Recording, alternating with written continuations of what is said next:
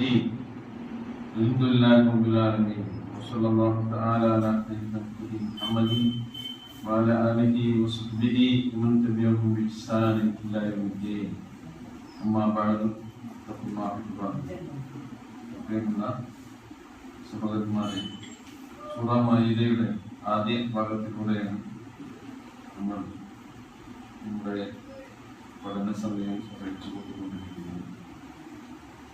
നാലാമത്തെ ആയത്തിന്റെ കുറച്ച് ഭാഗം കൂടി നമുക്ക് വിശദീകരിക്കേണ്ടതുണ്ട്. أعوذ بالله من الشيطان الرجيم بسم الله الرحمن الرحيم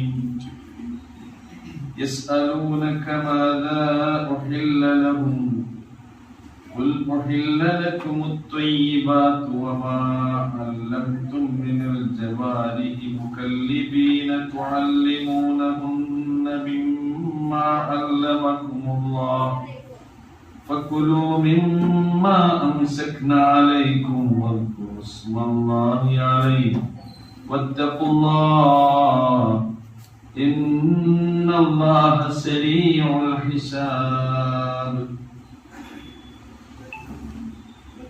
يسألونك ماذا أحل لكم തങ്ങൾക്ക് അനുവദിക്കപ്പെട്ടത് എന്തൊക്കെയാണെന്ന് അവർ ചോദിക്കും. അവരോട് നിങ്ങൾ മറുപടി പറയണം, എല്ലാ നല്ല വസ്തുക്കളെയും എല്ലാ ഉത്തമമായ വിഭവങ്ങളെയും നിങ്ങൾക്ക് അനുവദിക്കപ്പെട്ടിരിക്കുന്നു, ഹലാലാക്കപ്പെട്ടിരിക്കുന്നു. പിന്നെ ഹലാലാക്കിയത് എന്താണ്? വമാ അല്ലംതും മിനൽ ജവാരിഹി മുഖല്ലിബീന തുഅല്ലിമൂനഹുന്ന. വമാ അല്ലംതും, അല്ലാഹു സുബ്ഹാനഹു വ തആല നിങ്ങൾക്ക് അനുവദിച്ചു നൽകിയിട്ടുള്ള അങ്ങനെ മിനൽ ജവാരിഹി മുഖല്ലിബീൻ, നിങ്ങൾക്ക് അല്ലാഹു നൽകിയ ഇൽമ ഉപയോഗിച്ചുകൊണ്ട് നിങ്ങൾ നായാട്ട് പരിശീലിപ്പിച്ചിട്ടുള്ള, അങ്ങനെ പരിശീലിപ്പിക്കാറുള്ള രീതിയിൽ നിങ്ങൾ പഠിപ്പിച്ചു കൊടുത്ത ഏതെങ്കിലും വേട്ടമൃഗം നിങ്ങൾക്ക് പിടിച്ചു കൊണ്ടുവന്ന് നൽകുന്നതിനെയും നിങ്ങൾക്ക് ഹലാലാക്കിയിരിക്കുന്നു എന്നാണ്. മിമ്മ അല്ലമക്കുമുല്ലാഹു എന്നാണ് ഇവിടെ അല്ലാഹു നമ്മെ ബോധ്യപ്പെടുത്തുന്നുണ്ട്. അല്ലാഹു സുബ്ഹാനഹു വ തആല നിങ്ങൾക്ക് പഠിപ്പിച്ചു തന്നിട്ടുള്ള നിലയിൽ നിന്ന് നിങ്ങൾ ആ വേട്ടമൃഗങ്ങളെ എന്തൊക്കെ പഠിപ്പിച്ചിട്ടുണ്ടോ ആ വേട്ടമൃഗങ്ങൾ നിങ്ങൾക്ക് പിടിച്ചു കൊണ്ടുവരുന്ന മൃഗങ്ങളെ, ഉലുവിനെ നിങ്ങൾക്ക് ഭക്ഷിക്കാവുന്നതാണ്. ഫകുലു, അങ്ങനെ നിങ്ങൾ ഭക്ഷിച്ചു കൊള്ളുക. മിമ്മ അംസക്ന അലൈക്കും, അവ നിങ്ങൾക്കായി പിടിച്ചു തന്നതിൽ നിന്ന് നിങ്ങൾ ഭക്ഷിച്ചു കൊള്ളുക എന്നാണ് പറയുന്നത്. അതുമായി ബന്ധപ്പെട്ടിട്ടുള്ള ഒരു നിയമമാണ് ഇവിടെ. മാത്രമല്ല വദ്കുറുസ്മല്ലാഹി അലൈഹി, ആ ഉരുവിന്റെ മേലിൽ നിങ്ങൾ അള്ളാഹുവിന്റെ നാമം ഉച്ചരിക്കുകയും ചെയ്യണം. വത്തഖുല്ലാഹ്, നിങ്ങൾ അള്ളാഹുവിനെ സൂക്ഷിക്കണം. ഇന്നല്ലാഹ സരീഉൽ ഹിസാബ്, അല്ലാഹു സുബ്ഹാനഹു വ തആല അതിവേഗം വിചാരണ നടത്തുന്നവനാണ്, അവന്റെ കണക്ക് നോക്കുന്നവനാണ് എന്നതാണ്. ഇവിടെ ശരിക്ക് വേട്ടമൃഗങ്ങൾ നമ്മൾ ബിസ്മി ചൊല്ലി അവരെ വിടുകയാണെങ്കിൽ, വേട്ടയ്ക്ക് വേണ്ടി അവരെ പറഞ്ഞയക്കുകയാണെങ്കിൽ, അവ പിടിച്ചു കൊണ്ടുവരുന്നത് നമുക്ക് ഭക്ഷ്യയോഗ്യമാണ്. അത് അല്ലാഹു സുബ്ഹാനഹു വ തആല അനുവദിച്ചിട്ടുണ്ട് എന്ന കാര്യമാണ് ഇവിടെ പറയുന്നത്. എന്നാൽ ജീവനോടെയാണ് അവ നമുക്ക് പിടിച്ചു കൊണ്ടുവരുന്നതെങ്കിൽ എന്ത് ചെയ്യണം? അതിനെ അറുത്താണ് നമ്മൾ ഭക്ഷിക്കുന്നത്. എന്നാൽ ഈ വേട്ടമൃഗം പിടിച്ചു കൊണ്ടുവരുന്ന ആ സന്ദർഭത്തിൽ അത് ജീവൻ നഷ്ടപ്പെട്ടു പോയാലും നമുക്ക് അതിലെന്ത് ചെയ്യണം? ഉപയോഗിക്കാം, ഭക്ഷിക്കാം. അതുകൊണ്ടാണ് ഇബ്നു അബ്ബാസ് റളിയല്ലാഹു അൻഹു ഉദ്ധരിക്കുന്ന ഹദീസിൽ അദീ ഇബ്നു ഹക്കീം റളിയല്ലാഹു അൻഹു റിപ്പോർട്ട് ചെയ്യുന്നു, ഇദാ അർസൽത കൽബക, നീ നിന്റെ നായയെ പറഞ്ഞയച്ച, വസമ്മൈത, നീ ബിസ്മി ഉച്ചരിക്കുകയും ചെയ്തിട്ടുണ്ടെങ്കിൽ, അപ്പൊ അഖദ, എന്നിട്ട് അത് പിടിക്കുന്നു, ഫഖത്തല എന്നിട്ട് അതിനെ കൊല്ലുന്നു, ഫഖുൽ എന്നാൽ നീ അതിൽ നിന്ന് ഭക്ഷിച്ചു കൊള്ളുക എന്ന് പ്രവാചകൻ സ്വല്ലല്ലാഹു അലൈഹി വസല്ലം പറഞ്ഞിട്ടുണ്ട്. ഇതുമായി ബന്ധപ്പെട്ട നിയമങ്ങളാണ് ഈ വിഷയത്തിൽ നമ്മൾ ഈ ആയത്തിൽ അല്ലാഹു സുബ്ഹാനഹു വ തആല നമുക്ക് വിശദീകരിച്ചത്. ഇത്രയുള്ളൂ അല്ലേ? ഇത് ഇവിടെയൊക്കെ നിങ്ങൾ എന്ത് ചെയ്യണം? അള്ളാഹുവിനെ സൂക്ഷിക്കണം എന്നതാണ് ശരിയാണ്. ഇപ്പൊ വേട്ടമൃഗത്തെ എന്ന പോലെ തന്നെയാണ് ഈ വിഷയത്തിൽ നമ്മൾ ഷൂട്ടിംഗ് നടത്തുകയാണെങ്കിലും വിസ്മി ചൊല്ലി നമ്മൾ വെടിവെക്കുകയാണെങ്കിൽ അതിൽ ആ നമ്മൾ ഉദ്ദേശിക്കുന്ന ഒരു മൃഗം അത് ജീവൻ പോയിട്ടില്ലെങ്കിൽ പിന്നെ എന്ത് ചെയ്യണം? ജീവൻ പോയിട്ടില്ലെങ്കിൽ നമ്മൾ അതിനർഹരിക്കും.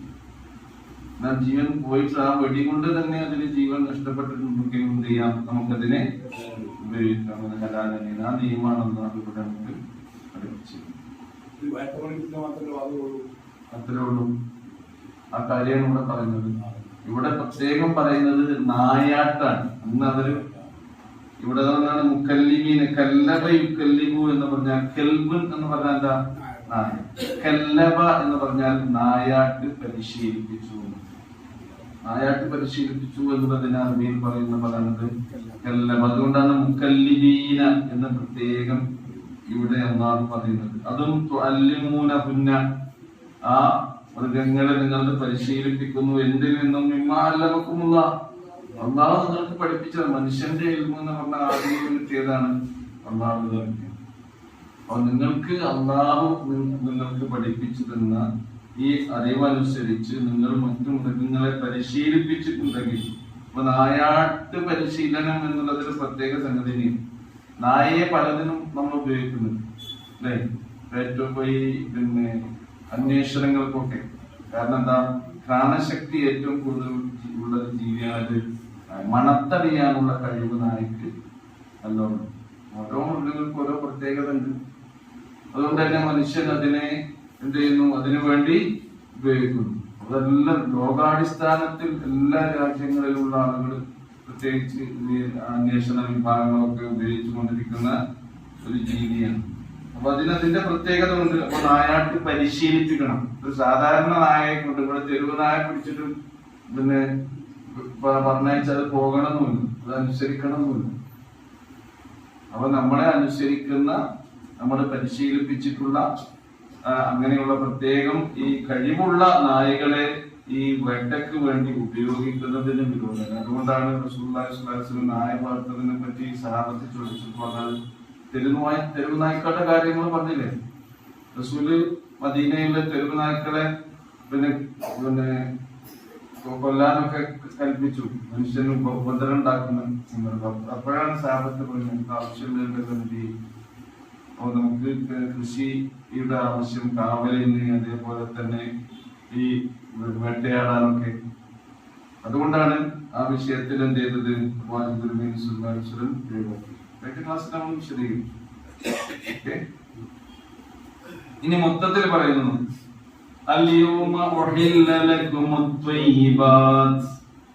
ഇന്ന് നിങ്ങൾക്ക് എല്ലാ ത്വയ്യിബാത്തുകളെയും നാം അനുവദിച്ചു തന്നിരിക്കുന്നു.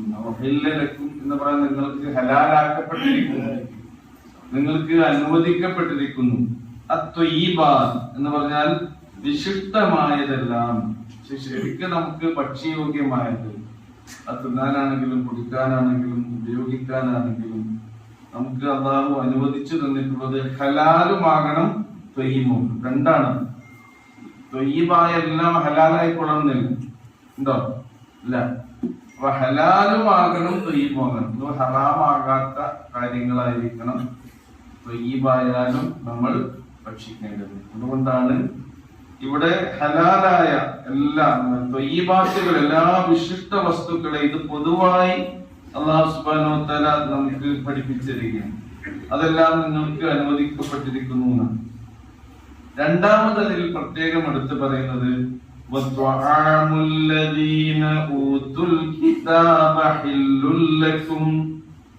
വേദം നൽകപ്പെട്ടവരുടെ അഹ്ലു കിതാബുകാരുടെ ഭക്ഷണവും നിങ്ങൾക്ക് അനുവദനീയമാക്കിയിരിക്കുന്നു എന്നാണ്, ഹലാലാക്കിയിരിക്കുന്നു.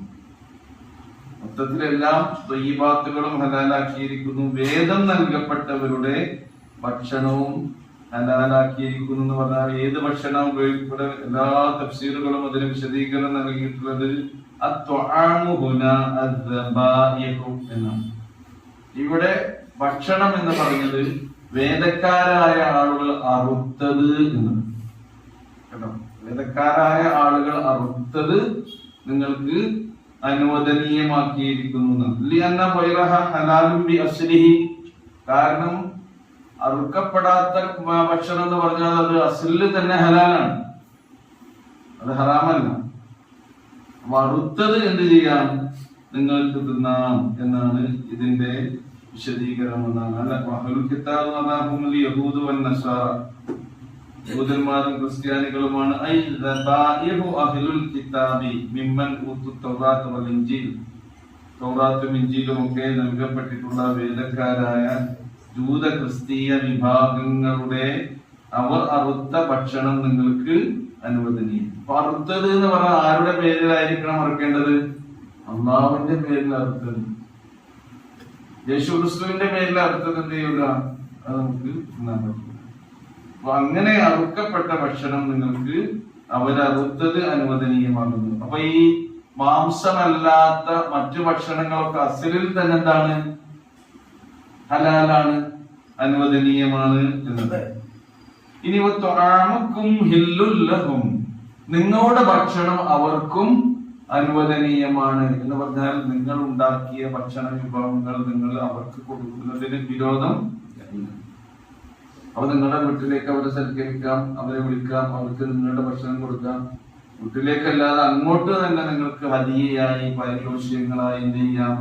ഭക്ഷണ വിഭവങ്ങളൊക്കെ കൊടുക്കാം. റസൂൽ കരീം സല്ലല്ലാഹു അലൈഹി വസല്ലമയുടെ അയൽവക്കത്ത് നിന്ന് ഭക്ഷണത്തലകൾ റസൂലിന് വന്നിരുന്നു.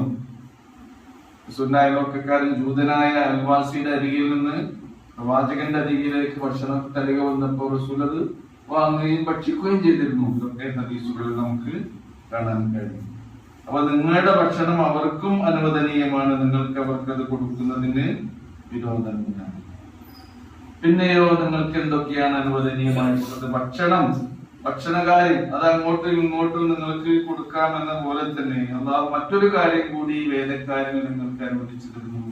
വൽ മുഹ്സനാത്തു മിനൽ മുഅ്മിനാത്തി വൽ മുഹ്സനാത്തു മിനല്ലദീന ഊതുൽ കിതാബ്, വിശ്വാസിനികളിൽ നിന്നുള്ള സത്യവിശ്വാസിനികളായിട്ടുള്ള മുഹ്സനാത്ത് എന്ന് പറഞ്ഞാൽ പതിവ്രതകളായ സ്ത്രീകളെ വിവാഹം കഴിക്കാൻ അല്ലാഹു നിങ്ങൾക്ക് അനുവാദം നൽകിയിരിക്കുന്നു. അതേപോലെ തന്നെ വേദം നൽകപ്പെട്ടവരിൽ നിന്നുമുള്ള പതിവ്രതകളായ സ്ത്രീകളെയും നിങ്ങൾക്ക് വിവാഹം കഴിക്കാം. മുസ്ലിങ്ങളായ മോമിനാത്തുകളായ പതിവ്രതകളായ സ്ത്രീകളെ വിവാഹം കഴിക്കാൻ നമുക്ക് അല്ലാഹു അനുമതി നൽകിയ പോലെ തന്നെ ജൂതന്മാരിൽ നിന്നും ക്രിസ്ത്യാനികളിൽ നിന്നുമുള്ള സ്ത്രീകളെയും നിങ്ങൾക്ക് വിവാഹം കഴിക്കാം എന്ന അനുമതിയാണ് അല്ലാഹു സുബ്ഹാനഹു വ തആല ഇതിലൂടെ നൽകുന്നത്. എന്നാലോ നിങ്ങളുടെ പെൺമക്കളെ ജൂതന്മാരും ക്രിസ്ത്യാനികളുമായ പുരുഷന്മാർക്ക് അങ്ങോട്ട് കല്യാണം കഴിച്ചു കൊടുക്കാൻ പാടുണ്ടോ? അത് അനുവദനീയം. കാരണം ഇവരിലൂടെ ജനിക്കുന്ന കുട്ടി നിങ്ങളുടെ മക്കളാണ്. ആ പെൺമക്കളിലൂടെ അവർക്ക് കുട്ടികൾ ഉണ്ടായാൽ അത് ആരുടെ മക്കളാണ്? അത് അവരുടെ മക്കളാകുന്നു എന്നുള്ളതാണ്. നിങ്ങൾക്ക്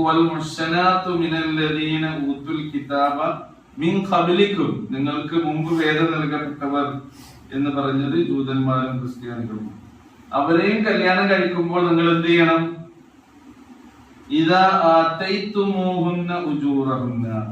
നിങ്ങൾ അവർക്ക് അവരുടെ മഹറുകൾ നൽകുകയാണെങ്കിൽ, ഇവിടെ ഉജൂർ അജ്ർ ഉജൂർ എന്ന് പറഞ്ഞത് മഹർ മുഹൂറഹുന്ന, ഇദാ ആതൈതുമൂഹുന്ന മുഹൂറഹുന്ന, അവരുടെ മഹറുകൾ നിങ്ങൾ അവർക്ക് നൽകുകയാണെങ്കിൽ, അപ്പോൾ മഹർ നൽകിക്കൊണ്ട് തന്നെയായിരിക്കണം അവരെയും നിങ്ങൾ വിവാഹം കഴിക്കേണ്ടത്. പിന്നെ അതിൽ നിബന്ധന വെക്കുന്നത് എങ്ങനെയാണെന്നോ, നേരത്തെ മുഹ്സനാത്ത് എന്ന് പറഞ്ഞതിന് ശേഷം അല്ലാഹു ഒന്നുകൂടി വിശദീകരിക്കുകയാണ്.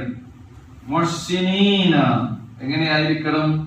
അവർ ശരിക്ക് വിവാഹ ജീവിതത്തിൽ ഒതുങ്ങി കഴിയുന്നവരായ നിലയിൽ തന്നെയായിരിക്കണം. ഗൈറ മുസാഫിഹീന എന്നാണ്. വ്യഭിചാരത്തിൽ ഏർപ്പെടാത്തവരായ സ്ത്രീകളെ ആയിരിക്കണം കല്യാണം കഴിക്കേണ്ടത്. വലാ മുത്തഖിദി അഖ്ദാനിൻ, അതേപോലെ തന്നെ രഹസ്യ വീഴ്ചക്കാരെ സ്വീകരിക്കുന്നവരുമാകരുത് അവർ. അങ്ങനെയുള്ള സ്ത്രീകളെ ആയിരിക്കണം നിങ്ങൾ കല്യാണം കഴിക്കേണ്ടത്. എന്ന് പറഞ്ഞാൽ പരിശുദ്ധമായ ജീവിതം നയിക്കുന്നവരായിരിക്കണം. അവരുടെ ചാരിത്ര്യവും പാതിവൃത്യവും ഒക്കെ കാത്തു സൂക്ഷിക്കുന്നവരായിരിക്കണം. അതാണ് വീണ്ടും മുഹ്സിനീന എന്ന് പറയാൻ കാരണം. പിന്നെ ഗൈറ മുസാഫിഹീന എന്നും കൂടി പറഞ്ഞു. അവർ മുസാഫിർ എന്ന് പറഞ്ഞാൽ ശരിക്ക് വ്യഭിചാരത്തോട് അടുക്കുന്ന അവസ്ഥ ഉണ്ടാകാൻ പാടില്ല. അതാണ് ഗൈറ മുസാഫിഹീന എന്ന് പറയുന്നത്. ഖിദ്ന് അഖ്ദാൻ എന്നുള്ള ഈ പദം അത് പുല്ലിംഗത്തിലും സ്ത്രീലിംഗത്തിലും ഭാഷയിൽ ഉപയോഗിക്കുന്ന ഒരു പദമാണ്. ഖിദ് എന്ന് പറഞ്ഞാൽ പുരുഷനും അതേപോലെ തന്നെ സ്ത്രീക്കും പ്രയോഗിക്കും. അതിന്റെ ബഹുവചന രൂപമാണത് അഖ്ദാൻ എന്ന് പറഞ്ഞാൽ രഹസ്യ കൂട്ടുകാർ, രഹസ്യ വീഴ്ചക്കാരെ സ്വീകരിക്കാത്ത നിലയിൽ ഉള്ളവയായിരിക്കണം അവർ. അങ്ങനെയുള്ള ചാരിത്ര്യം കാത്തു സൂക്ഷിക്കുന്ന പതിവ്രതകളായ സ്ത്രീകളെ ആയിരിക്കണം നിങ്ങൾ വിവാഹം കഴിക്കേണ്ടത് എന്നാണ് ഈ ആയത്തിലൂടെ അല്ലാഹു പറയുന്നത്.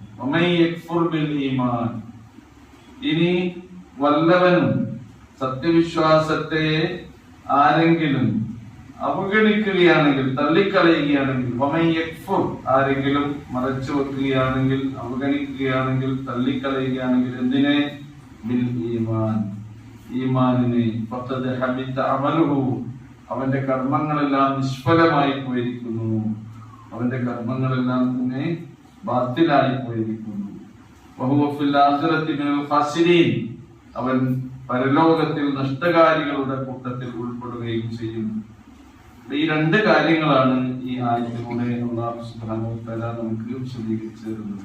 വേദക്കാരുടെ ഭക്ഷണം നമുക്ക് അനുവദനീയമാണെന്ന പോലെ തന്നെ വേദക്കാരികളിൽ നിന്നുള്ള വിശുദ്ധകളും പതിവ്രതകളുമായ സ്ത്രീകളെ അവർക്ക് അർഹമായ മഹറുകൾ കൊടുത്താൽ നിങ്ങൾക്ക് എന്ത് ചെയ്യാം? വിവാഹം കഴിക്കാം. വിവാഹം കഴിക്കുന്നതിന് വിരോധമില്ല. ഇങ്ങനെ എന്തെങ്കിലും സംശയം ഉണ്ടോ?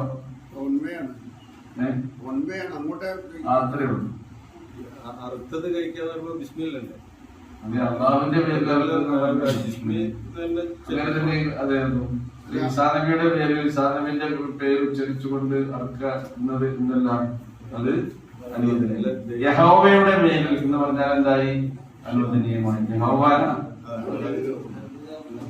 യഹോവയുടെ പേരിൽ അള്ളാഹുവിന്റെ പേരിൽ അവർക്ക് പെട്ടാൽ എന്തായി?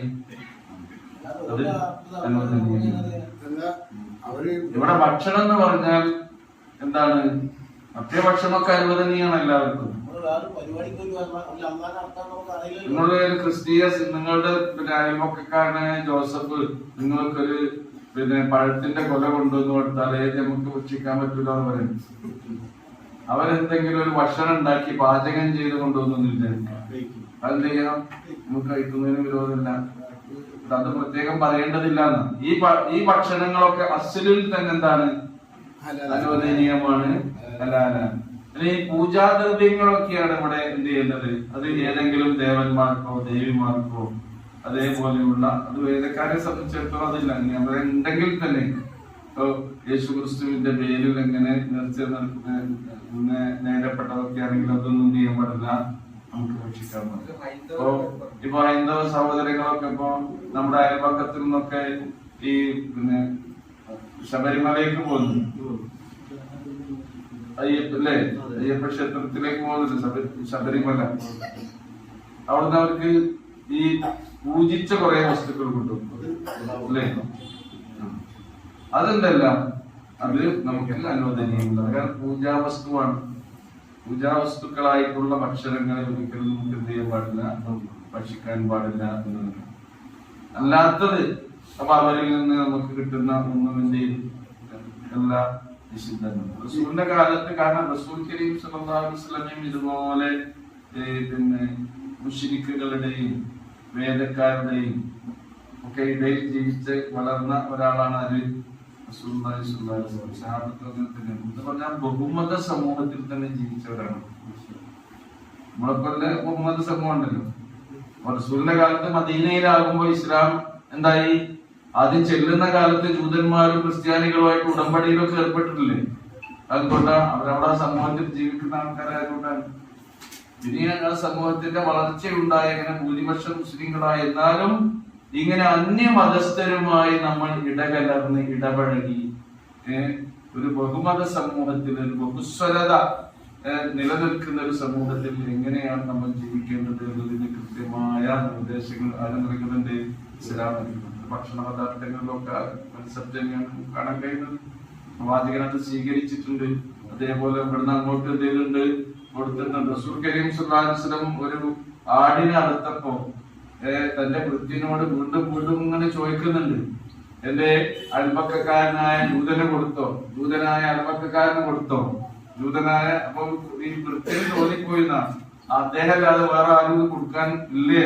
അത്ര പ്രാധാന്യപൂർവ്വം അങ്ങോട്ട് കൊടുക്കുന്നതിനായി റസൂലുള്ളാഹി സ്വല്ലല്ലാഹു അലൈഹി വസല്ലം പരിഗണിച്ചിട്ടുണ്ട്. എന്നാൽ അവിടുന്ന് അവരുടെ ഭക്ഷണങ്ങളൊക്കെ ഇങ്ങോട്ട് കൊണ്ടുവരുന്നതിന് സ്വീകരിക്കുകയും അത് ഭക്ഷിക്കുകയും ചെയ്തിട്ടുണ്ട് എന്നുള്ളതാണ്.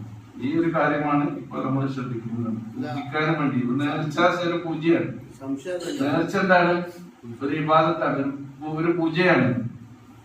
അങ്ങനെ നേർച്ച നേർന്നിട്ടുള്ള അള്ളാഹു അല്ലാത്തവരുടെ പേരിൽ നേർച്ച നേർന്നിട്ടുള്ള അങ്ങനെ അറുക്കപ്പെട്ട മൃഗങ്ങളുടെ മാംസമാണെങ്കിലോ അല്ലെങ്കിൽ മാംസമല്ലാത്ത ഭക്ഷ്യവസ്തുക്കളാണെങ്കിലോ നേർച്ച നേർന്നത് എന്ത് ചെയ്യാൻ പാടില്ല, നമ്മൾ ഭക്ഷിക്കാൻ പാടില്ല. എന്ന് പറഞ്ഞതിൽ അതൊക്കെ പെട്ടു. അള്ളാഹു അല്ലാത്തവരുടെ പേരിൽ ശബ്ദം ഉയർത്തപ്പെട്ടത് അല്ലെങ്കിൽ അള്ളാഹു അല്ലാത്തവർക്ക് വേണ്ടി നിയ്യത്ത് വെക്കപ്പെട്ടത്, അങ്ങനെ ഒഴിഞ്ഞു വെക്കപ്പെട്ടത്, ഇതൊക്കെ നമുക്ക് നിഷിദ്ധമാണ്. അവിടെ അള്ളാഹുവിന്റെ പേര് ഉച്ചരിക്കണം എന്ന് പറഞ്ഞത് അതുകൊണ്ടാണ്. ഇതിലെന്താ സംശയം?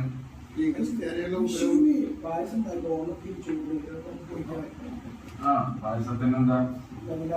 പായസം അതെ അതെ, പായസം ഭക്ഷണമൊക്കെ എന്താണ് ഇതൊന്നും തരാറില്ല. പായസം ഉണ്ടാക്കാന്നുള്ളത് ഇത്രേ ഉള്ളൂ. ക്രിസ്ത്യാനികളും ജൂതന്മാരും വിസ്മയിട്ടായിരിക്കോ ഈ ആട്ടിനൊക്കെ ആർക്കല്? അള്ളാഹുവിന്റെ പേരിൽ അറക്കുന്നവരുണ്ടായിരുന്നു. ഇപ്പത്തെ സിറ്റുവേഷൻ അങ്ങനെ അല്ലെങ്കിൽ വേണ്ട, അതല്ലേ പറഞ്ഞത് കേട്ടോ. അള്ളാഹുവിന്റെ പേരിൽ അറക്കപ്പെട്ടതെന്ന് ഇത്രയുള്ളൂ. ഇങ്ങനെ അർത്ഥാണോ ഇപ്പൊ അവര് പിന്നെ മൃഗങ്ങളെയൊക്കെ കശാപ്പ് ചെയ്യുന്നതും അറിയില്ല, അങ്ങനെ സംശയം ഉണ്ടെങ്കിൽ അതൊക്കെ കേട്ടതില്ല, ഇത്രയുള്ളൂ. അപ്പൊ ഇതൊരു നിയമം അല്ലാഹു സുബ്ഹാനഹു വ തആല നമുക്ക് പഠിപ്പിച്ചു. അന്ന് ഉണ്ടായിരുന്ന ഒരു സാമൂഹ്യ ജീവിതത്തിൽ അവരുടെ ഒരു ഇടപഴകലുണ്ട്, ഒരു കൂടിച്ചേരലുണ്ട്. അപ്പോ അന്ന് നമ്മൾ പാലിക്കേണ്ട ആ രീതിയും നിയമമാണ് നമ്മൾ ഈ ആയത്തിലൂടെ പഠിപ്പിച്ചത്. അന്ന് ഈ കാലഘട്ടത്തിൽ നിലനിൽക്കുകയാണെങ്കിൽ എന്ത് ചെയ്യാം, അങ്ങനെ നമുക്ക് അത് ഫോളോ ചെയ്യുന്നതിന് വിരോധമില്ല എന്നാണ്. ഇനി അല്ലാതെ അള്ളാഹ് അനുവദിച്ച കാര്യങ്ങളെ നമ്മൾ എന്ത് ചെയ്യേണ്ടതില്ല, തീവ്രമായ നിലപാട് കൊണ്ട് നമ്മൾ അതിനെ നിഷിദ്ധമാക്കേണ്ടതില്ല. അപ്പൊ എന്താണോ ഇത് ഇപ്പോ പിന്നെ ജീവിക്കുന്ന ജീവിത സാഹചര്യവും നമ്മുടെ ചുറ്റുപാടുകളും നമ്മുടെ സാമൂഹ്യ അന്തരീക്ഷവും ഒക്കെ പരിഗണിച്ചുകൊണ്ട് തന്നെയാണ് ഇസ്ലാമിന്റെ നിയമങ്ങൾ നമ്മൾ എന്ത് ചെയ്യേണ്ടത്, പിന്തുടരേണ്ടത്. ഒരു അറേബ്യൻ അറ്റ്മോസ്ഫിയർ, ഒരു അറബിയ അവിടെ ജീവിക്കുന്ന ഒരാളെ സംബന്ധിച്ചിടത്തോളം കേരളത്തിലെ ഈ അന്തരീക്ഷം ഒരിക്കലും അവർക്ക് എന്ത് ചെയ്യാൻ കഴിയില്ല, അറബികളായിട്ടുള്ള ആളുകൾക്ക്. കാരണം എന്താ, ഇവിടെ ഒരു സ്ഥലം പള്ളിയാണ്, പള്ളിയാണ് കഴിഞ്ഞ കുറച്ചപ്പുറത്ത് എന്താണ് അമ്പലാണ്, അമ്പലം കഴിഞ്ഞാൽ കുറച്ചപ്പുറത്ത് എന്താണ് ചർച്ചാണ്. അവിടെ ഉണ്ടോ? അവിടെ ഇല്ല, അവിടെ പള്ളി മാത്രമേ ഉണ്ടാവുള്ളൂ. പമ്പലൊക്കെ കാരണം അവിടെ അങ്ങനെയുള്ള രീതിയില്ല. അപ്പൊ അതുകൊണ്ട് തന്നെ അവർക്ക് അങ്ങനത്തെ അവസ്ഥയല്ല. ഇവിടെ എന്താണ്, ഇവിടെ നമ്മുടെ തൊട്ട അയൽപക്കത്ത് താമസിക്കുന്ന ആള് രാധാകൃഷ്ണൻ ആയിരിക്കും, ഇപ്പുറത്ത് നമ്മുടെ ജോർജും ജോസഫും ഒക്കെ ഉണ്ടാകും. അപ്പൊ ഇടകലർന്ന ഒരു സാമൂഹ്യ ചുറ്റുപാടും അന്തരീക്ഷവുമാണ്, ഒരു ബഹുസ്വര സമൂഹമാണ്, ഒരു ബഹുമത സമൂഹമാണ്. അവിടെ എന്ത് ചെയ്യണമെന്ന് നമ്മൾ നേരത്തെ പഠിച്ചല്ലോ. ലാ യൻഹാകുമുല്ലാഹു അനില്ലദീന ലം യുഖാതിലൂകും ഫിദ്ദീനി വലം യുഖ്രിജൂകും മിൻ ദിയാരികും അൻ തബറൂഹും വതുഖ്സിതു ഇലൈഹിം ഇന്നല്ലാഹ യുഹിബ്ബുൽ മുഖ്സിതീൻ. ഇസ്ലാമിന്റെ കൺസെപ്റ്റ് അതാണ്. ലാ യൻഹാകുമുല്ലാഹ്, അല്ലാഹു സുബ്ഹാനഹു വ തആല നിങ്ങളെ വിലക്കുന്നില്ല, വിരോധിക്കുന്നില്ല. ലാ യൻഹാകുമുല്ലാഹ്, ആരെ കുറിച്ച് വിലക്കുന്നില്ല? അനില്ലദീന ലം യുഖാതിലൂകും ഫിദ്ദീനി വലം യുഖ്രിജൂകും മിൻ ദിയാരികും. മതത്തിന്റെ കാര്യത്തിൽ നിങ്ങളോട് യുദ്ധത്തിന് വരാത്ത ആളുകൾ. നമ്മൾ മുസ്ലിങ്ങളാണ് എന്നതിന്റെ പേരിൽ നമ്മളോട് യുദ്ധത്തിന് വരാത്തത്. അതേപോലെ തന്നെ അതിന്റെ പേരിൽ നിങ്ങളുടെ വീടുകളിൽ നിന്ന് നിങ്ങളെ കുടിയൊഴിപ്പിക്കാത്തവരായ ആളുകൾ. അങ്ങനെ കുടിയൊഴിപ്പിക്കുന്നവരാരാണ്? നമ്മുടെ ശത്രുക്കളാണെന്ന്, അല്ലെ?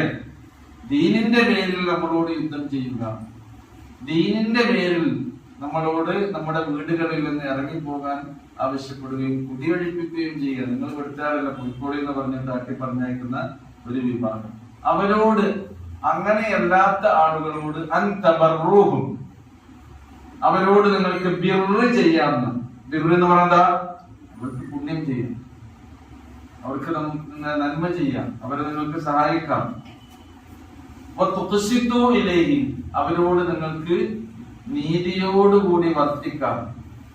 കാരണം ഇന്നല്ലാഹ യുഹിബ്ബുൽ മുഖ്സിതീൻ, അല്ലാഹു സുബ്ഹാനഹു വ തആല ജീവിതത്തിൽ നീതി പാലിക്കുന്നവരെയാണ് ഇഷ്ടപ്പെടുന്നത്. ഈ നിലപാടാണ് ഇവിടെ കേരളത്തിലും ഇന്ത്യയിലും ഒക്കെയുള്ള ബഹുസ്വര സമൂഹത്തിൽ ജീവിക്കുന്ന നമ്മൾ സ്വീകരിക്കുന്നത്. കാരണം ഇവിടെയുള്ള ഭൂരിപക്ഷം ആളുകളും ഇവിടെയുള്ള ന്യൂനപക്ഷങ്ങളോട്, പ്രത്യേകിച്ച് മുസ്ലിം വിഭാഗത്തോട് ഇങ്ങനെയുള്ള വെറുപ്പും വിദ്വേഷവും വെച്ച് പുലർത്തുന്നവരല്ല. ആണോ?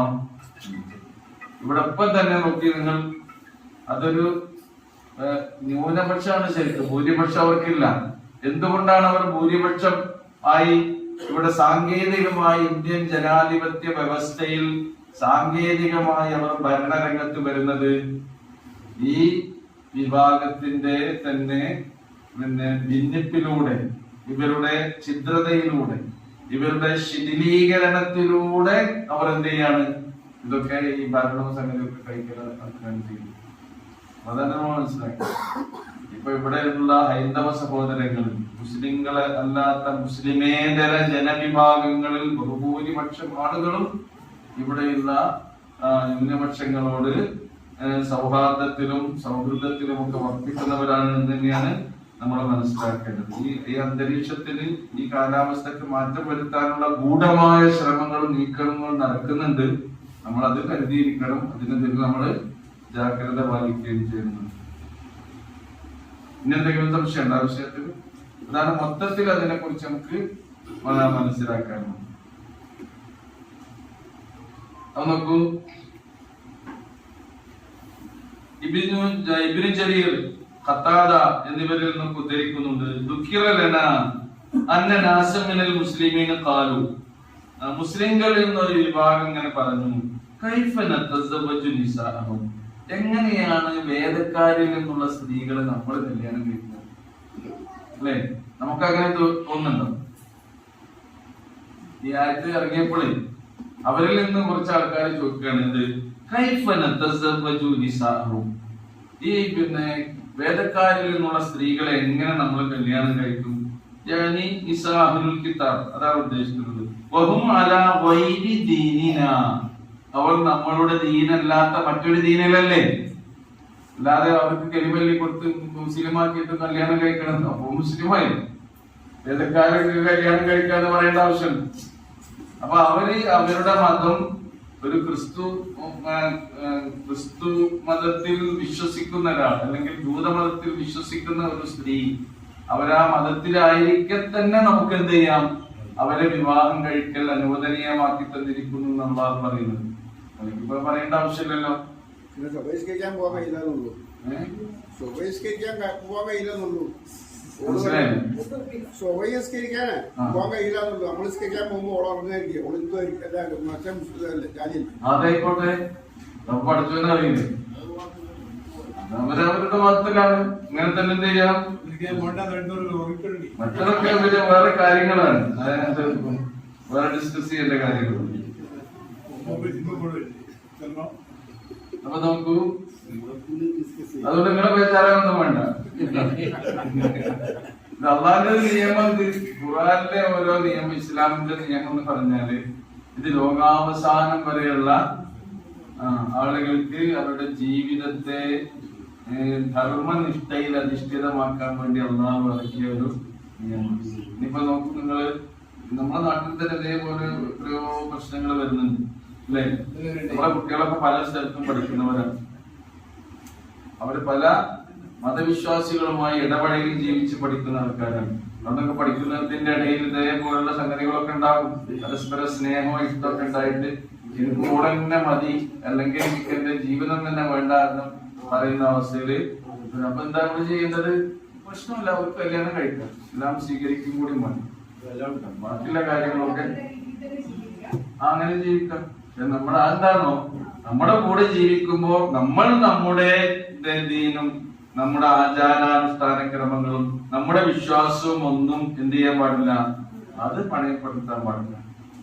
അങ്ങനെ നമ്മുടെ കൂടെ ഒരാൾ ജീവിക്കുകയാണെങ്കിൽ പിന്നെ അവരെന്ത് ചെയ്യും? സ്വാഭാവികമായും നമ്മുടെ രീതിയിലേക്ക്, നമ്മുടെ ജീവിതത്തിലേക്ക്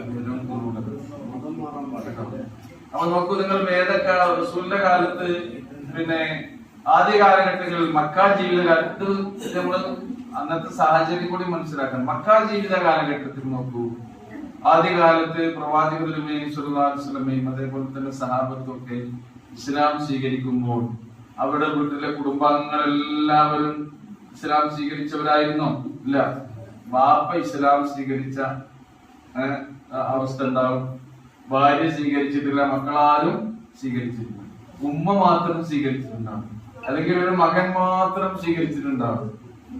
അപ്പൊ നോക്കൂ നിങ്ങൾ, അപ്പൊ ഇതുവരെ മക്ക ജീവിത കാലഘട്ടത്തിൽ അങ്ങനെ തന്നെയാണ്. റസൂൽ കരീം സല്ലല്ലാഹു അലൈഹി വസല്ലമയുടെ മക്കളെ കെട്ടിച്ചു കൊടുത്ത അവിടുത്തെ ഭർത്താക്കന്മാർ പോലും ഇസ്ലാം സ്വീകരിച്ച കാലാവസ്ഥ ഉണ്ട്. ഒന്നാമത്തെ പുത്രിയായ റസൂലിന്റെ മുത്തമകള് സൈനബ് റളിയല്ലാഹു അൻഹയുടെ ഭർത്താവ് ഹിജ്റ പോകുന്ന സന്ദർഭത്തിൽ പോലും എന്ത് ചെയ്തിട്ടില്ല? ഇസ്ലാം സ്വീകരിച്ചിട്ടില്ല. അവര് മക്ക തന്നെയാണ്, കൂടെ ഹിജ്റ പോന്നിട്ടില്ല. അങ്ങനെയുള്ള സാമൂഹിക സാഹചര്യങ്ങളൊക്കെ അന്നുണ്ട്. അന്ന് മരിക്കുകയാണെങ്കിലും നോക്കൂ, അബൂ താലിബ് പ്രവാചക തിരുമേനി സ്വല്ലല്ലാഹു അലൈഹി വസല്ലമയുടെ പിതൃവ്യം അല്ലേ? മകനാണ് ആര്? അലി റളിയല്ലാഹു അൻഹു, അലി ഇബ്നു അബീ താലിബ്. അബൂ താലിബ് മരിച്ച സന്ദർഭത്തിൽ റസൂലുള്ളാഹി പറഞ്ഞു അലി റളിയല്ലാഹു അൻഹുവിനോട്, പിതാവിന്റെ എല്ലാ മരണാനന്തര ക്രിയകൾക്കും നീ എന്ത് ചെയ്യണം? ഒത്താശയും സഹായവും ഒക്കെ ചെയ്തു. അപ്പൊ ഏത് രീതിയിലാണ് അവിടെ മരണാനന്തര ക്രിയ നടത്തുന്നത്? ഒരു മുഅ്മിൻ മരിച്ചാൽ ചെയ്യുന്ന മരണാനന്തര ക്രിയയാണോ? ജനാസ ആണോ? അല്ല. ഒരു മുശ്രിക്ക്, ഒരു ബഹുദൈവ വിശ്വാസി അവരുടെ എന്ത് മരണാനന്തര ക്രിയയാണോ അതിനാണ് എന്ത് ചെയ്യുന്നത്. എന്നാലും അതിലുള്ള പ്രാർത്ഥന കാര്യങ്ങളൊന്നുമില്ല. ഭൗതികമായ കാര്യങ്ങളിലൊക്കെ എന്ത് ചെയ്യാം? സഹായിക്കാം. ഇന്നിപ്പോ ഒരു കുടുംബത്തില് ഒരു മകൻ, ഏക മകനാണ്, ഇസ്ലാം സ്വീകരിച്ചു, അമ്മയുണ്ട്, അച്ഛനുണ്ട്, സഹോദരിയുണ്ട്, സഹോദരന്മാരുണ്ട്. അച്ഛൻ മരിച്ചാൽ അച്ഛന്റെ മരണാനന്തര ക്രിയകൾക്ക് സഹായം നൽകേണ്ടത് ഒരു മുസ്ലിം എന്നുള്ള നിലക്ക് ഈ മകന്റെ ബാധ്യതയാണ്.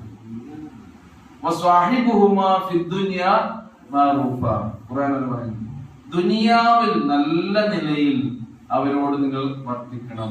നിങ്ങളുടെ അച്ഛനാണ്, അമ്മയാണ് എന്നുള്ള ആ മാതാപിതാക്കളുടെ ബന്ധം ഒരിക്കലും നിങ്ങൾ ഇസ്ലാം സ്വീകരിച്ചത് കൊണ്ട് എന്ത് ചെയ്യുന്നില്ല? കുറയുന്നില്ല. അവരെ സംരക്ഷിക്കണം, അവരെ പോറ്റണം, അവർക്ക് ചെലവിന് കൊടുക്കണം, രോഗമുണ്ടെങ്കിൽ ചികിത്സിക്കണം. നിങ്ങളുടെ അച്ഛൻ തന്നെയാണ്, അമ്മ തന്നെയാണ്. ഇതാണ് ഇസ്ലാമിന്റെ കൺസെപ്റ്റ്. എന്നാൽ ആരാധനാപരമായ കാര്യങ്ങളിൽ എന്ത് പാടില്ല? നിങ്ങൾ ഒരിക്കലും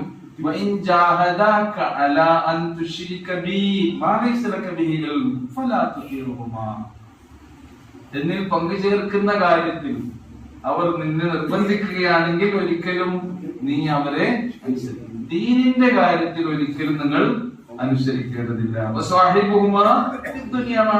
അതിന് കൂലി കിട്ടും. അതിനെ കൂലി കൊടുക്കാതിരുന്നാലോ കുറ്റായിരിക്കും. ആർക്ക് കൊടുക്കാതിരുന്നാൽ? ഇസ്ലാം സ്വീകരിക്കാത്ത ഈ മാതാപിതാക്കൾക്ക് ബാഹ്യമായി, ദുന്യവിയായി, ഭൗതികമായി നൽകേണ്ട സഹായങ്ങളും സഹവർത്തിത്വങ്ങളും സപ്പോർട്ടും നമ്മൾ നൽകിയിട്ടില്ലെങ്കിൽ അത് പുണ്യകരാകുമോ? കുറ്റകരമാണ്. അതാണ് ഇസ്ലാം. ആ രീതിയിലാണ് ഇതിനെ നമ്മൾ നോക്കിക്കാണേണ്ടത്. എല്ലാ കാര്യവും ഇങ്ങനെ തന്നെ. ഓക്കെ, അപ്പൊ നോക്കൂ, ഇനി അതിൽ സംശയം അവസാനത്തെ ആയത്തൊന്ന് ബുദ്ധി നോക്കും. ഏത് ഹദീസാണ് എന്താ വിഷയം ഉണ്ടായിപ്പെട്ട്. അപ്പൊ നോക്കൂ, എങ്ങനെയാണ് ഞങ്ങള് വേദക്കാരായ നമ്മുടെ ദീനിലല്ലല്ലോ അല്ലെ, എങ്ങനെയാണ് നമ്മൾ അവരെ കല്യാണം കഴിക്കുക? ആ സന്ദർഭത്തിലാണ് ഈ ആയത്ത് അല്ലാഹു സുബ്ഹാനഹു വ തആല അപ്പോഴാണ് അവതരിപ്പിച്ചത്. ഏതാ ആയത്ത്? സത്യവിശ്വാസം കൈക്കൊണ്ടതിന് ശേഷം അതിനെ വല്ലവനും അവിശ്വസിക്കുകയാണെങ്കിൽ, തള്ളിക്കളയുകയാണെങ്കിൽ, അപ്പൊ അല്ലാഹ് ഇറക്കിയ നിയമത്തെ പിന്നെ നിങ്ങൾ ആരെങ്കിലും തള്ളിക്കളയുകയാണെങ്കിൽ ഫഖദ് ഹബിത അമലു. ഒരു നിയമം അനുവദിച്ചാൽ പിന്നെ ഞങ്ങൾക്ക് പാടില്ല എന്ന് പറയാൻ പാടുണ്ടോ? ഇല്ല. അല്ലാഹ് ഹലാലാക്കിയതെല്ലാം എന്താണ്? നമുക്ക് ഹലാലാക്കി. അല്ലാഹ് ഹറാമാക്കിയതെല്ലാം നമ്മൾ എന്ത് ചെയ്യണം? ഹറാമാക്കണം. അല്ലെങ്കിൽ അത് നമ്മുടെ ഈമാനിനെ ബാധിക്കുന്ന പ്രശ്നമാണ്. ഫഖദ് ഹബിത അമലുഹു. മാത്രമല്ല വഹുവ ഫിൽ ആഖിറതി മിനൽ ഖാസിരീൻ. അവൻ പരലോകത്തിൽ നഷ്ടകാരികളിൽ പെട്ടുപോകുന്നു. അപ്പൊ നമുക്ക് എങ്ങനെയാ ചെയ്യാൻ പാടില്ല എന്നുള്ളത്? അത് ഈ ഒരു അനുഷ്ഠാന തീവ്രത റസൂലിന്റെ കാലത്തിനുണ്ടായിരുന്നു. അബൂദർദാ റളിയല്ലാഹു അൻഹു പ്രവാചകൻ സല്ലല്ലാഹു അലൈഹി വസല്ലമയുടെ സഹാബി വര്യന്മാരിൽ പ്രമുഖനായ ഒരാളായിരുന്നു അബൂദർദാ. അദ്ദേഹം നല്ല ഭക്തനായിരുന്നു. അദ്ദേഹത്തിന് ഇങ്ങനെ തോന്നി, ഞാൻ റസൂലിന്റെ കൂടെ എത്തണമെങ്കിൽ, പ്രവാചകന്റെ കൂടെ സ്വർഗത്തിൽ എനിക്ക് കഴിയണമെങ്കിൽ റസൂലുള്ള ചെയ്യുന്നതിനേക്കാൾ കൂടുതൽ ഇബാദത്ത് ചെയ്യണം. കാരണം എന്താ? റസൂലിന് വരാനിരിക്കുന്ന പാപങ്ങളും കഴിഞ്ഞു പോയ പാപങ്ങളൊക്കെ പൊറുക്കപ്പെട്ടിട്ടുണ്ട്. പാപം എന്ന് പറഞ്ഞ റസൂല് ജീവിതത്തിൽ വരുന്നില്ല, കാരണം മഅസൂമാണ് റസൂൽ. അപ്പൊ അങ്ങനെയൊന്നും ആയാൽ പോലെ കുറച്ചും കൂടി സ്ട്രോങ് ആകണം എന്ന് ആർക്ക് തോന്നി? അബൂദർദാന് തോന്നി. അപ്പൊ അബൂദർദാ പറഞ്ഞു, ഇനി എന്റെ ജീവിതത്തിൽ പകലുകൾ ഉണ്ടെങ്കിൽ ആ പകലിലെല്ലാം ഞാൻ നോമ്പുകാരനായി. എന്റെ ജീവിതത്തിലുള്ള രാത്രിയെ മുഴുവൻ ഞാൻ ഹയാത്താക്കും, ജീവിപ്പിക്കും. എങ്ങനെ? അനുസ്കരിച്ചിട്ട്. അങ്ങനെ നീ നമ്മളോട് പഠിച്ചിട്ടുണ്ടോ? ഈ അബൂദർദാവും സൽമാൻ റളിയല്ലാഹു അൻഹു അവരായിരുന്നു പരസ്പരം റസൂൽ കരീം സല്ലല്ലാഹു അലൈഹി വസല്ലം ഹിജ്റ വേളയിൽ മുഹാജിറുകൾ മദീനയിലേക്ക് വന്ന അൻസാറുകൾ, അപ്പൊ പരസ്പരം സഹോദരങ്ങളായി പ്രഖ്യാപിച്ച കൂട്ടത്തിൽ ആരായിരുന്നു? അബൂദർദാന്റെ തുണ സൽമാൻ റളിയല്ലാഹു അൻഹു. സൽമാൻ ഇടയ്ക്കൊക്കെ വീട്ടിൽ വിവരങ്ങൾ അന്വേഷിക്കാനൊക്കെ വരും. അപ്പൊ ഒരിക്കൽ വന്നപ്പോ ഉമ്മുദർദാ എന്നൊരു മുഷിഞ്ഞ വസ്ത്രം ധരിച്ചുകൊണ്ട് ഇങ്ങനെ ചടഞ്ഞിരിക്കുന്നത് കണ്ടു. എന്താ ഉമ്മുദർദാ, നിങ്ങൾ ഇങ്ങനെ ആളാകെ മാറിപ്പോയിട്ടുണ്ടല്ലോ, എന്താ നിങ്ങൾക്ക് പ്രശ്നം ചോദിച്ചപ്പോ, നിന്റെ സഹോദരൻ അബൂദർദാവിന് ഈ ഭൗതിക ജീവിതത്തിൽ യാതൊരു താല്പര്യമില്ലല്ലോ, ദുനിയവിയായ ജീവിതത്തിൽ അബൂദർദാവിനൊരു താല്പര്യമില്ല, ഞാനെന്തിനാ അഞ്ചുള്ളത്, അതുകൊണ്ടാണ് ഞാനിങ്ങനെ നിൽക്കുന്നത്. അപ്പൊ സങ്കടമായ സൽമാൻ അബൂദർദാ വരുന്നവരെ കാത്തിരുന്നു. അബൂദർദാ വന്നു ഭക്ഷണം കഴിക്കാൻ. പിന്നെ സൽമാനെ കണ്ടപ്പോ വേഗം ഭക്ഷണം ഉണ്ടാക്കാൻ പറഞ്ഞു. ഭാര്യ ഭക്ഷണമൊക്കെ ഉണ്ടാക്കി കഴിച്ചോന്നു. നീ തുടങ്ങി വന്നു, ഞാൻ നോമ്പുകാരനാണ്, നീ ഭക്ഷണം കഴിക്കാതെ ഞാൻ കഴിക്കില്ല, നോമ്പ് മുറിപ്പിച്ചു കേട്ടോ. ഉണ്ടായ സംഭവമാണ്, ഹദീസുകളൊക്കെ റിപ്പോർട്ട് ചെയ്തതാണ്. അങ്ങനെ അവിടെ പാർത്ത് വിരുന്ന് പറഞ്ഞു. രാത്രി എഴുന്നേറ്റ് നിസ്കരിക്കാൻ തുടങ്ങി. അപ്പൊ സൽമാൻ റളിയല്ലാഹു അൻഹു പറഞ്ഞു, ഞാൻ കിടക്കാണ്, ഉറക്കത്തിന് ശല്യപ്പെടുത്താൻ പാടില്ല, ഉറങ്ങിയെന്നു. ഇതിന്റെ അവസാനം രാത്രിയുടെ അന്ത്യയാമത്തേക്ക് എന്ത് ചെയ്തു? വിളിച്ചുകൊണ്ട് രണ്ടുപേരും എന്നിട്ട് പറഞ്ഞു, നിന്റെ ശരീരത്തിന് നീ ചില അവകാശങ്ങൾ നൽകേണ്ടതുണ്ട്, ശരീരത്തോട് നിനക്ക് ചില ബാധ്യതകളുണ്ട്. നിന്റെ കണ്ണിന് ചില കടമകൾ നീ നിർവഹിക്കേണ്ടതുണ്ട്. ശരീരത്തിന് നല്ല ഉറക്കം വേണം, ഉറക്കമില്ലെങ്കിൽ എന്താ? കണ്ണിന്റെ അവകാശം എന്താ? അത് ഉറക്കം തന്നെയാണ്. ശരീരത്തിന്റെ അവകാശം എന്താ? ഭക്ഷണം കഴിക്കണം, എല്ലാ ദിവസവും നോമ്പ് കൊടുക്കുക.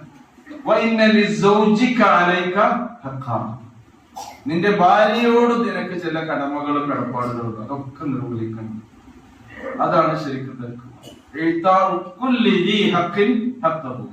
ആരോടൊക്കെ കടപ്പാടും കടമകളും ഉണ്ടോ അതൊക്കെ മുഴുവനായി കൃത്യമായി നിർവഹിക്കുന്നതിലൂടെയാണ് നമ്മുടെ ജീവിതം ധന്യമാകുന്നത്. ഇതാര് പറഞ്ഞു? സൽമാൻ റളിയല്ലാഹു അൻഹു അബൂദർദാവിനോട്. പിന്നെ പിറ്റേന്ന് സുബഹിസ്കരിക്കാൻ പോകും. രണ്ടുപേരും റസൂലിനോട് ഈ കാര്യങ്ങൾ പിന്നെ സൽമാൻ റളിയല്ലാഹു അൻഹു പറഞ്ഞു. ഞാൻ ഇങ്ങനെയൊക്കെ സൽമാൻ അബൂദർദാനോട് പറഞ്ഞിട്ടുണ്ട്, നീ പറഞ്ഞതാണ് സത്യം. എന്നാര് പറഞ്ഞു? റസൂൽ കരീം സല്ലല്ലാഹു അലൈഹി വസല്ലം കൗണ്ട് സെയിം, അതാണ് ഫമൻ റദിബ അൻ സുന്നതി ഫലൈസ മിന്നി. എന്റെ ചര്യയിൽ നിന്ന് റസൂൽ പറയാണ്, ഞാൻ നോമ്പ് തുറക്കുന്നുണ്ട്, നോമ്പ് തുറക്കാത്ത സമയം എന്റെ രാത്രികളിൽ ഞാൻ നിന്ന് നമസ്കരിക്കുന്നുണ്ട്, അതേപോലെ തന്നെ ഞാൻ കിടന്നുറങ്ങുന്നുണ്ട്. എന്റെ ഭാര്യമാർക്ക്, എന്റെ ഇണകൾക്ക്, സഹധർമ്മിണികൾക്കുള്ള അവകാശങ്ങളൊക്കെ ഞാൻ എന്റെ ജീവിതത്തിൽ നൽകുന്നുണ്ട്. അതാണ് ദീൻ. അത് അവിശ്വാസികളോട് എന്ന് പറഞ്ഞ് സംബോധന ചെയ്തിട്ടാണ്. അത് വേറെ, അത് ഓലെ ദീനുമായിട്ട് അവർ പോയിക്കോട്ടെ. അങ്ങനെയല്ല, നമ്മൾ ഒരു കാര്യത്തിൽ നമ്മൾ പോരാ, നമുക്കൊന്നും കൂടി ഉഷാറാകണം, അവരിങ്ങനെ ചെയ്യാൻ പാടില്ല. നല്ലൊരു കാര്യം പറഞ്ഞിട്ടുണ്ടെങ്കിൽ അതാണ് ദീൻ. അള്ളാഹ് നിങ്ങൾക്ക് ഹലാലാക്കി തന്നത് ഹലാലും, അള്ളാഹ് ഹറാമാക്കി തന്നത് ഹറാമുമാണ്. ക്ലിയർ അല്ലേ? നമുക്കിങ്ങനെ ഒരു സംശയം തന്നെ തോന്നാൻ പാടില്ല. അള്ളാഹുവിന്റെ ദീനില്, അള്ളാഹുവിന്റെ ഒരു നിയമത്തിൽ സംശയം തോന്നാൻ തന്നെ പാടില്ല. അത് ഈ ദീനിൽ നിന്ന് പുറത്തു പോകുന്ന സംഗതിയാണ്. മാത്രമല്ല, അള്ളാഹുവും അവന്റെ റസൂലും നമുക്ക് പഠിപ്പിച്ചു തന്ന ദീനിന്റെ സംസ്കാരത്തെയും ആചാരാനുഷ്ഠാന ക്രമങ്ങളെയും ശീലങ്ങളെയും ഒക്കെ പരിഹസിക്കുന്നത് എന്താണ്? അതിനെ അവഗണിക്കുന്നത്, ഇകഴ്ത്തുന്നത്, അതൊക്കെ നമ്മുടെ വിശ്വാസത്തെ ബാധിക്കുന്ന പ്രശ്നമാണ്. ആ നിലയ്ക്ക് നമ്മൾ കാണാൻ ക്ലിയർ അല്ലേ? ഇനി നോക്കൂ, ഇതൊന്ന് മതി നോക്കാം അല്ലെ? ഇതിൽ പദങ്ങളൊക്കെ മുഹ്സിനാത്ത് എന്ന് പറഞ്ഞില്ലേ? അതെ. ഹിസ്ന് എന്ന് പറഞ്ഞൊരു സംരക്ഷണാണ്. ഹിസ്ന് കോട്ട എന്നാണ് അർത്ഥം. ശരിക്കും എന്താണ് ഹിസ്ന്? ഹസീന എന്നൊക്കെ പറഞ്ഞാൽ ഹിസ്ന് കോട്ട എന്ന് പറഞ്ഞാൽ നമ്മുടെ വ്യക്തി ജീവിതത്തെ, പ്രത്യേകിച്ച് സ്ത്രീകൾ അവരുടെ ചാരിത്ര്യവും പാതിവൃത്യവും എന്ത് ചെയ്യണം? സംരക്ഷിക്കണം. സ്ത്രീകളെ കുറിച്ച് സൂറത്ത് നിസാ നമ്മൾ പഠിച്ചല്ലോ അല്ലേ? ഫസ്വാലിഹാതു ഖാനിതാത്തുൻ എന്ന് പറഞ്ഞിട്ട് അനുസരണശീലമുള്ളവരാണ് സദ്വൃത്തകളായ സ്ത്രീകൾ എന്ന് പറഞ്ഞിട്ട് പിന്നെ പറയുന്നത് എന്താ? ഖാനിതാത്തുൻ ഹാഫിളാത്തുൽ ലിൽ ഗൈബി ബിമാ ഹഫിളല്ലാഹ്. അല്ലാഹു സംരക്ഷിച്ചതുപോലെ ഭർത്താവിന്റെ അസാന്നിധ്യത്തിലും തങ്ങളുടെ ചാരിത്രം സംരക്ഷിക്കുന്നവരാണ് ആര്? ബിമാ ഹഫിളല്ലാഹ്, പഠിച്ചോൻ സംരക്ഷിച്ച പോലെ. അപ്പൊ അത് അത്ര വിശുദ്ധമായിരിക്കണം എന്നതാണ്. അതാണ് മുഹ്സിനീൻ എന്ന് പറയുന്നത്. ഓക്കെ,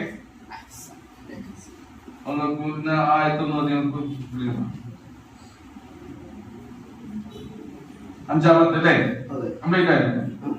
اليوم أحل لكم الطيبات وطعام الذين أوتوا الكتاب حل لكم وطعامكم حل لهم والمحسنات من المؤمنات والمحسنات من الذين أوتوا الكتاب من قبلكم إذا آتيتموهن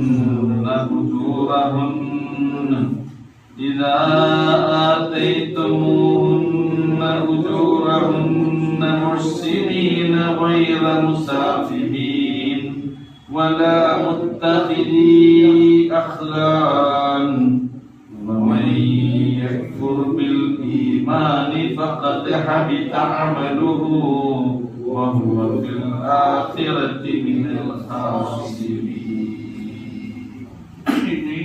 ശുദ്ധിയുമായി ബന്ധപ്പെട്ട കാര്യങ്ങളാണ്. വുളു, അതേപോലെ തന്നെ നമ്മുടെ കുളി, അതങ്ങനെ നമസ്കാരത്തിൽ നമ്മൾ സ്വീകരിക്കേണ്ട ശുദ്ധിയുടെ രൂപം, തയമ്മും പോലെയുള്ള കാര്യങ്ങളെ വിശദീകരിക്കുന്ന വിശദമായ ആയിട്ടാണ് പഠിക്കേണ്ടത്. അടുത്ത ആഴ്ചയിലാക്കാം അല്ലേ? നമ്മെ നിങ്ങളുടെ ജീവിതത്തിൽ അറിഞ്ഞും അറിയാതെയും ഒക്കെ പറ്റിപ്പോകുന്ന തെറ്റുകൾ ചെറുതും വലുതും രഹസ്യമായും പരസ്യമായും വന്നു പോകുന്നതാണ്. നിന്റെ കാരുണ്യം കൊണ്ട് ഞങ്ങൾക്കതെല്ലാം നീ പുറത്ത് മാറ്റി തരണം.